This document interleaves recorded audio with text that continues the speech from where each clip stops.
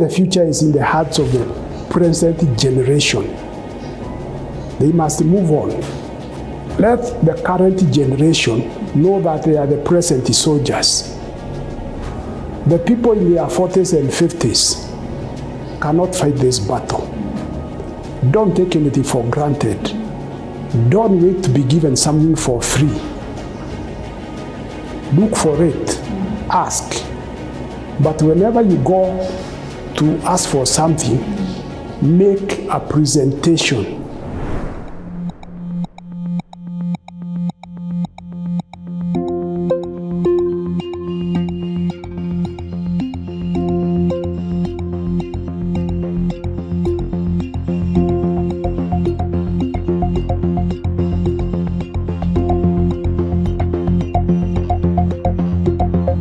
Welcome to the Weekly Governance Show, a show that takes us on the journey of leadership and governance. My name is Liren Bengay and I am a host for this episode. Today, at the forefront of this conversation, we have FCS Erastus Gitau, who has been at this institute for 34 years. Not only that, he is member 001. Yes, you heard that correctly, member 001. He's also amongst the first council members of the institute, as well as the chairman of the disciplinary committee. Welcome to the show. Thank you very much. So tell me, how does it feel being the very first member in the CS profession? It feels very good, extremely good, because it reflects a journey of more than 55 years. The journey of this institute is the same journey as the Republic of Kenya. It is also my journey. At independence in 1963, Kenyans who wanted to become company secretaries, even accountants, were taking foreign exams. But in 1969, the government of Kenya made a historic decision and move. It established the Kenya Accountants and Secretaries National Examinations Board. The board, which was even today responsible for examining students and candidates of this profession. Before then, the few Kenyans who wanted to become company secretaries were taking foreign exams. It was only in 1969 the government formed the CASNEB, and the CASNEB was domiciled at the Kenya Institute of Administration, the prime training institutions for the government for purposes of Africanization and Kenyanization. So having done that, the first examinations for CASNEB were taken in March, April 1970. At that time, KIA was training foreign students as company secretary using the London CIS examinations, that is Chartered Institute of Secretaries and Administrators of London. But a change was made so that in 1970, those students plus new ones were converted to take the CASNEB examinations. It was a very momentous occasion. And in 1973, the exams were taken in April. The first seven students of CPS, then Certified Public Secretaries, completed the final examinations. It was a big occasion, and a ceremony was held at the KIA. That was in September 1973. That's now 51 years ago. Yes. I was also fortunate because after leaving university, I was employed as a lecturer at the KIA. And I'm proud to say, among my students were accounts clerks, CPS 1 and 2, CPA 1 and 2, and so forth. So I've been a trainer for your students all those years, 52 years. When I joined KIA as a lecturer, I had not passed any professional examinations at all. And my head of department, who was an expatriate, told me to prove that I'm fit and proper to teach at KIA, I must take these examinations, then the Certified Public Secretaries examinations. They were very difficult examinations, and I believe they still remain difficult. So after working very hard, I completed the final exam in 1976, April. I was the only candidate who passed those examinations. If you go to Kasneb records, you see only one name, Erastus Gitau. Number SC 1611. That is Secretaries Commercial. 2 years earlier in 1974. Again, I was the only candidate who completed the CPA final examination. If I boast, no other person is likely to break that record in the foreseeable future. Yeah. Moving on, we didn't have an institute. Already, there were plans to establish an institute for the accountants. For this profession, that CPS that we knew it then, the Honorable Attorney General, Charles Jonjo, formed a working party for the CPS company secretary profession. That was in 1978. The chairman was Mr. David Coward, the Registrar General. The secretary was Mr. Tudor Jackson, Principal Kenya School of Law. And I'm fortunate to say I was a member of that committee. We worked very hard going around the country collecting opinions, and we submitted a report to the Attorney General. Then, Mr. Joseph Kamere. Honorable Charles Jonjo had retired, another Attorney General had come in, then we had Mr. Joseph Kamere. We expected quick results, but they were not that quick. We took 7 years because of the changes in government of the Attorney Generals, not until 1988, when we at Kasneb got in touch with the Attorney General's office, and you were able to draft the current act, the CPS Act 1988 or Cap 534. So it was passed in Parliament with ease. By that time, the Attorney General was the Honorable Muli, Matthew Guy Muli. He was the Attorney General. And the Minister for Finance was the Honorable George Saitoti. The act was operationalized on 1st November 1989. That's when we started now to work. And there was a registration board which registered potential and qualified candidates to be registered. I was fortunate, because I was the forefront, to be member number 1. So here normally people call me member number 1. Yes. Again, nobody will be able to take that honor from me. Now, from 1988, there was a process of forming the institute.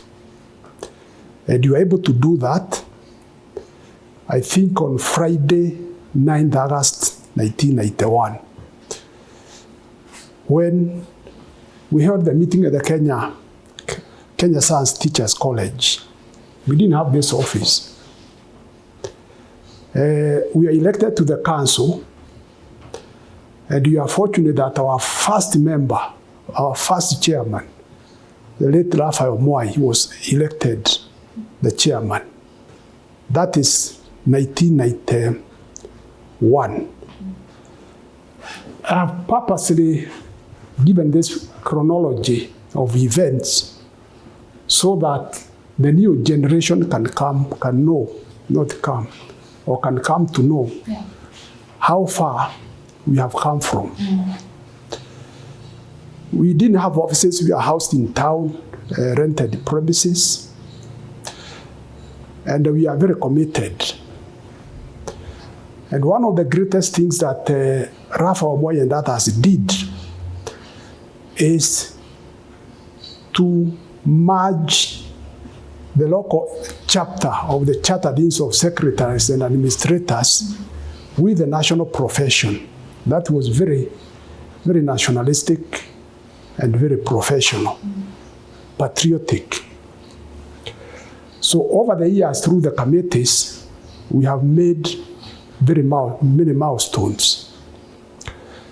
We started organizing annual seminars, conferences, and advocacy, making appointments with important government officers and officials to publicize and advocate for this profession. One aspect people will note is that this profession has attracted very many lawyers. Yeah. Some of them are more literally abandoning the law profession. If you look at every company, public, private, they all have company secretaries and deputies. Those are members of this profession. And the company secretary is a key person in the management of the board of a corporation. Traditionally, we used to say the company secretary or the secretary is the conscience of the board. I repeat, the conscience of the board. Of the board. The other person is the chairman, who is supposed to carry the board with him.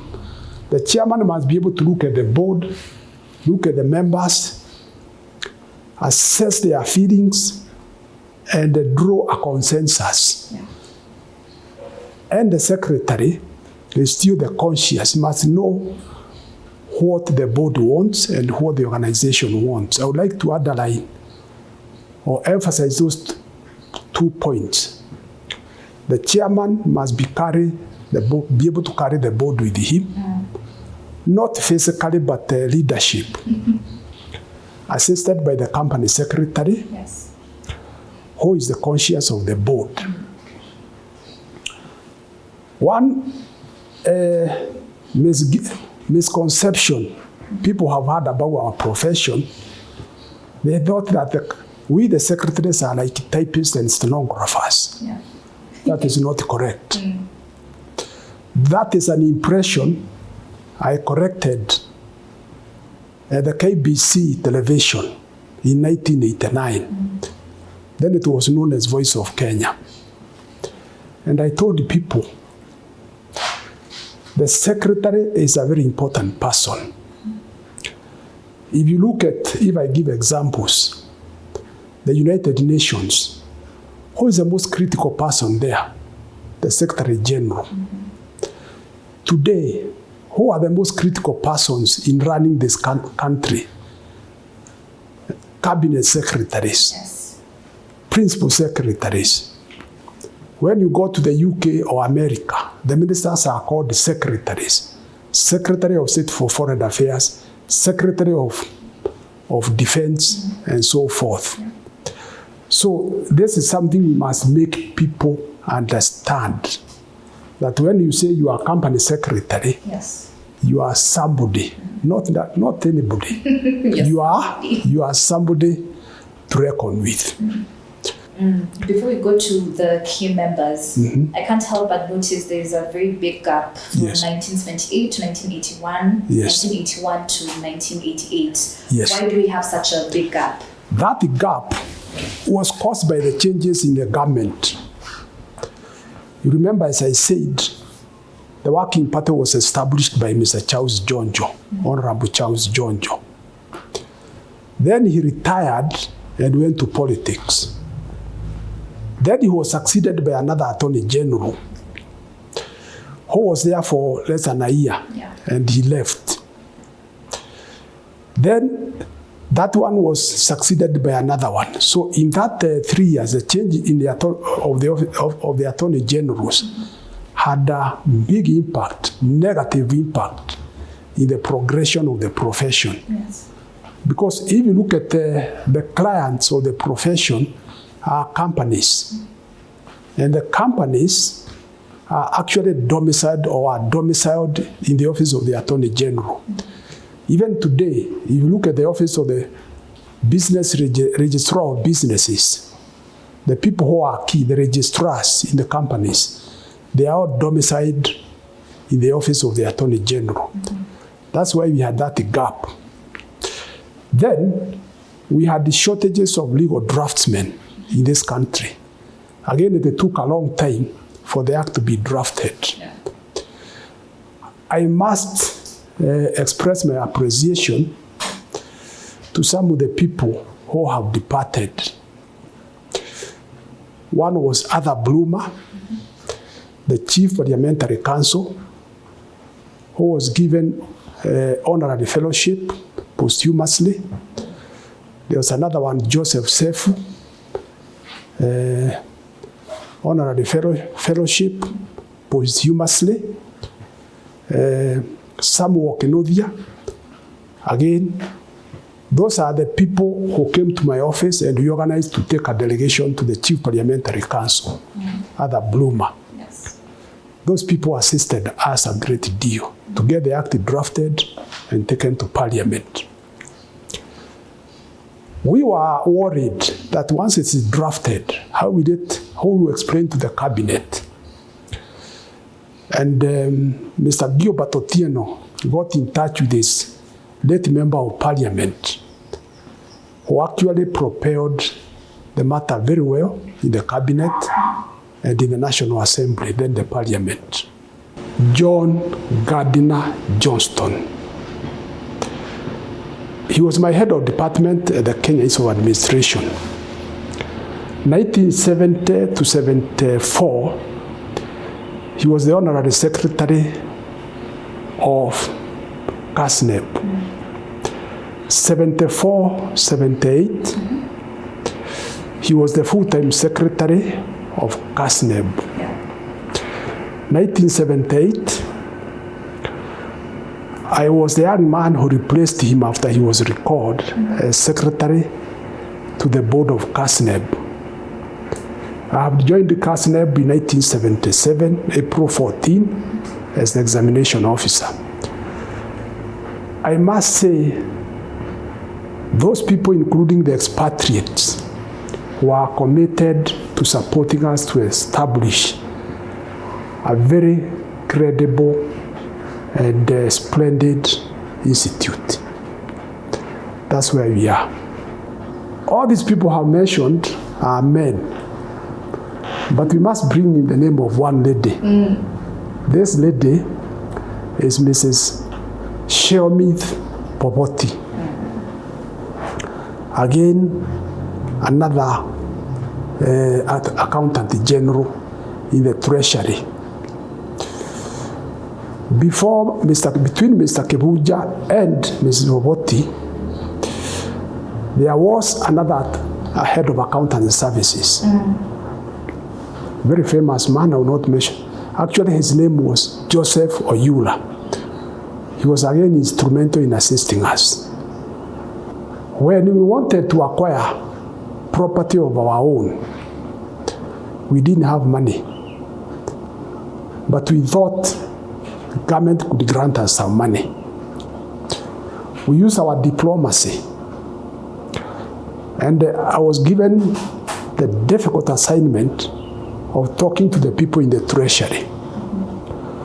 So I went and talked to Mrs. Popoti in our office, officially, and she asked me, Mr. Gitau, how much money does your institute need? I said, Madam, only 20 million shillings. Only 20 million shillings to buy the property. Mr. Gitau, we are going to give you the grant. We assisted with 20 billion shillings. Again, it was very easy because this property was owned by the Industrial Development Bank, a government institution. So the transactions were government to government. The profession, the institute is government, IDB is government. So there was no queries, how will this be transacted? So we got the 20 million. Again, we are lucky because the company secretary of IDB at that time was and is a member of our institute.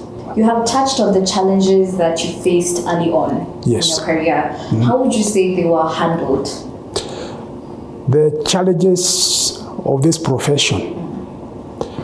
One of the challenges was actually convincing people that since, we are colonized and used to believe that everything good comes from Britain, was actually to convince people that we are well trained, we are trained by the British, we are credible, and our profession shall succeed. It will soar like an eagle. You remember the Bible says, soaring like an eagle, that bird that can go high and higher and higher. So far, I think we have a challenge, which was there even when I was at CASNEB, and that is low numbers of CPS students. We must do something about it, or something must be done about it. Yes. I, as an old man and a retired person, I'm not in a position to do something about it. The people who have to do something about it are the institute and the CASNEB. They must enhance advocacy. They must talk to young men and women in high schools, career progression, and actually let them understand there is life and a very good profession as a company secretary. Opportunities are opening up in county governments, but we must not rest on our laurels. That is living on the past glory. We must go and talk to the people. Remember, when you read the Gospel of Matthew, our Lord Jesus Christ, at the conclusion, he gave a commission, what you call the Great Commission, to his disciples and apostles. Go unto all the corners of the world and teach people what I have taught you. That's why we are Christians, because they went to the all corners of the world. Similarly, I would urge CASNEB and this institute to go to all the corners of this republic and outside the Republic of Kenya to be known. Because already we have an organization and an institution of company secretaries in the world. We should go there and advocate. Talk to our members of parliament. We are seeing people know, but they don't know. And even those who know, maybe this is not their priority. Their priority is to get elected during the next election. So we must persuade them. We must talk to them. Government officers, we think they know, and perhaps they know, but that's not their priority. Their priority is to attend to their respective offices. So we must advocate. We must do whatever is necessary and never get tired of advocating. We must knock until the door is opened. But I emphasize here, our past success and present success is not a guarantee or an assurance that we shall succeed in the future. Yes. We must fight, not physically. No, onward Christian soldiers. Yes. I like how you touched on the challenges, but also acknowledged that so much evolution has happened since then. So from the whole time here at the ICS, what evolution would you say really stands out for you at the Institute so far? The evolution, I would say, is first of all, we have attracted very many ladies in the council, and they are very active. Yeah. As we are here, I can see we have 3 ladies, 1 gentleman. Yes. The ladies are in fact, they are overtaking us. So we must move on and also tell people not to wait asking, what will the institute do for me? Let's ask, what shall we do for the institute? You've touched on a lot of evolution has happened in the ICS Institute. Yes. So where do you see the CS profession heading in Kenya and globally as a whole? Now, the future is in the hearts of the present generation. They must move on. We used to say, move on like the Salvation Army. Jeshi la wakofu. You see, onward Christian band, marching as to war. So, let the current generation know that they are the present soldiers. The people in their 40s and 50s cannot fight this battle. Those of us in our late 70s cannot fight this battle. It has to be fought by the young people in their 20s, 30s, and 40s. Don't take anything for granted. Don't wait to be given something for free. Look for it. Ask. But whenever you go to ask for something, make a presentation. One lesson I learned from one of our former chairmen, whom I had forgotten to mention among the key men, is Mr. James Foster. When he was our chairman, whenever we went to an office to make a presentation, he had a written speech. A written speech, which would say, Mr. Permanent Secretary, sir, thank you for receiving us. Then he would read the speech and give the minister or the Permanent Secretary a copy of the speech. That's one area where we are failing. We think we are very smart. So we speak without speeches. Yeah. After somebody has spoken and has left, what is the point of reference? We must have speeches which we leave behind, and they are filed to be referred to. Thank you. And as we wind up this conversation, what advice would you give anyone who's looking to join, the CS profession in the future? The advice I would give is this. I want to be practical. First of all, pursue the CASNEB examinations. Once you complete the CASNEB examinations, opportunities are there. Pursue examinations in the legal profession. Those will put you ahead of the pack. You have the CASNEB qualification, you have the legal profession. You begin with the legal profession, go to CASNEB, register, you be granted exemptions, and you take appropriate subjects. There's a presumption that lawyers know how to run companies. They don't know. They don't know. They need to do the CASNEB examinations and get practical experience. They are trained to argue cases in court, but not to manage boards of directors. Remember what I said. The company secretary is a conscience of the board. And to be the conscience of the board, you must be knowledgeable, receptive, and persuasive, and credible and believable. Yes. Thank you. Thank you. Thank you. That was a very insightful conversation. Yes. And the key takeaway, as you said here, is the company secretary is the conscience of the board. Of the board. Exactly. And yes. There you have it, ladies and gentlemen. And with that, we come to the end of this episode with FCS Erastus Gitau here at the Weekly Governing Voice. I have been your host for this episode. My name is Lirian Bengay. See you next time, same place.